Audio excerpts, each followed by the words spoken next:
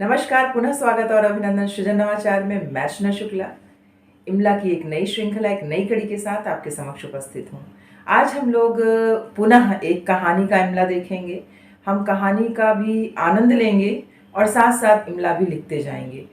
इमला लिखने से पूर्व सबसे पहले वर्ण आपके दिमाग में होना चाहिए कि एक शब्द में कितने वर्ण निकल रहे हैं और उन वर्ण पर कौन सी मात्रा का ध्वनि हमें सुनाई पड़ रहा है। तो चलिए अंगुलीमाल नामक एक राक्षस की कहानी हम लोग सुनते हैं और उसको कागज में उकेरने का प्रयास करते हैं। प्राचीन समय में प्राचीन समय में प्राचीन समय में अंगुलीमाल अंगुलीमाल अंगुलीमाल नामक एक भयंकर राक्षस राक्षस रहता था। लोगों को लूटना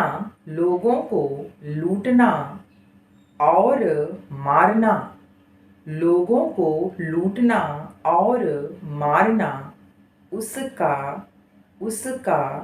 नित्य का कार्य था।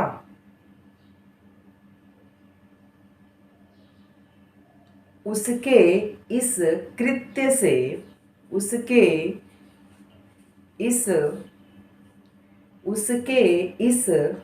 से जनता बहुत परेशान थी। राजा प्रसेनजीत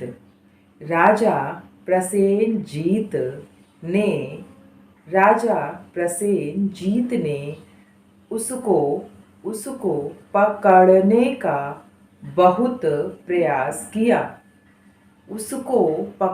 का बहुत प्रयास किया लेकिन सफलता नहीं मिली।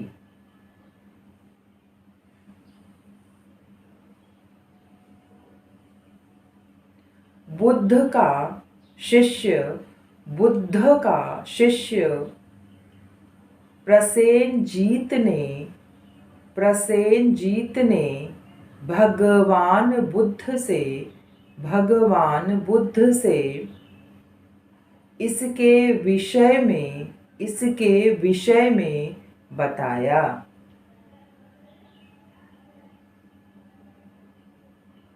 भगवान बुद्ध ने उसको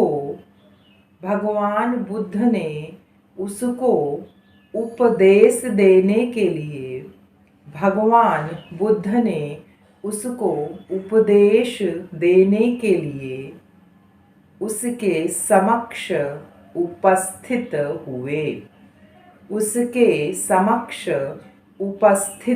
हुए।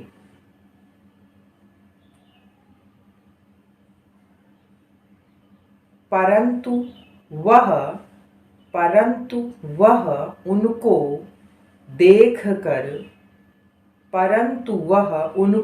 देखकर मारने के लिए दौड़ा। लेकिन अपने तप के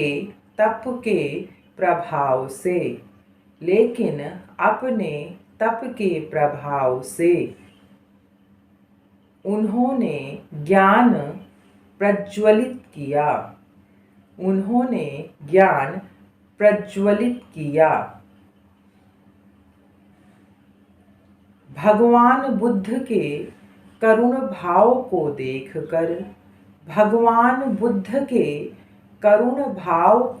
देखकर वह आश्चर्यचकित था। वह आश्चर्यचकित था।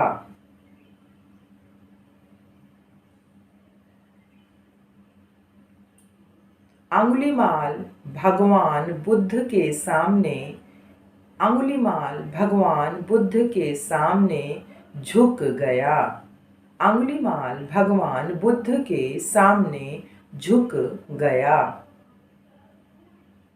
उसने कंठ पर धारण उसने कंठ पर धारण की हुई अंगुलियों की माला को उसने कंठ पर धारण की हुई अंगुलियों की माला को काट कर फेंक दिया। अंगुलियों की माला को काट कर फेंक दिया। तलवार भी फेंक कर प्रण किया कि किसी को भी परेशान नहीं करेगा। वह किसी को भी परेशान नहीं करेगा। उसके मन में लोगों के प्रति दया भाव उत्पन्न हो गया। उसके मन में लोगों के प्रति दया भाव उत्पन्न हो गया। वह भगवान बुद्ध का शिष्य हो गया। वह भगवान बुद्ध का शिष्य हो गया। इस प्रकार हिंसा पर अहिंसा की विजय हुई। इस प्रकार हिंसा पर अहिंसा की विजय हुई। आशा करती हूँ कि आप लोग लिख चुके होंगे। स्क्रीन में जो सामने आपको दिख रहा है इससे आप मिलान करिए और जहाँ भी आपने त्रुटि किया हो, जहाँ आपसे गलतियाँ हो गई हों, तो मात्राओं वाला वीडियो जाकर देखिए और अपनी गलतियों का सुधार करिए। फिर एक नए वीडियो के साथ, तब तक के लिए बहुत बहुत धन्यवाद।